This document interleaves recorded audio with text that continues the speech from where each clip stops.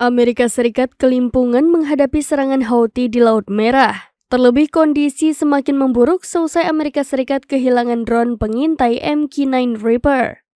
Amerika Serikat mengaku tak lagi memiliki mata-mata terbaik untuk mengintai musuh. Dikutip dari tribunnews.com, pengakuan itu disampaikan oleh pakar militer di analis militer Amerika Serikat Tim Ripley. Ia mengatakan pengumpulan intelijen menjadi lebih sulit lantaran kemampuan Houthi menyamarkan senjata mereka. Terlebih Amerika Serikat sudah kehilangan 2 drone pengintai canggih mereka. Adapun pesawat tak berawak mata-mata itu ialah drone MQ-9 Reaper yang hilang di Laut Merah.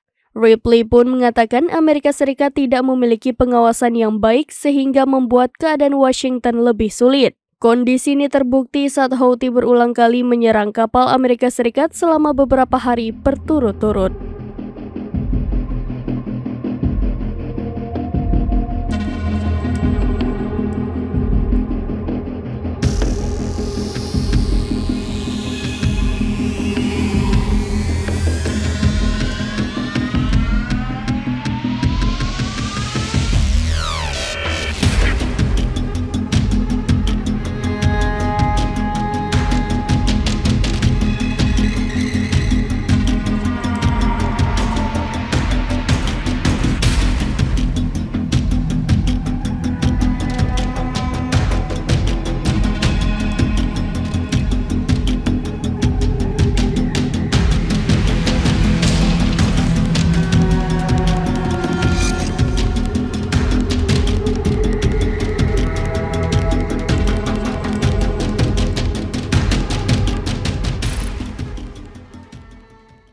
Download Tribun X sekarang, menghadirkan lokal menjadi Indonesia.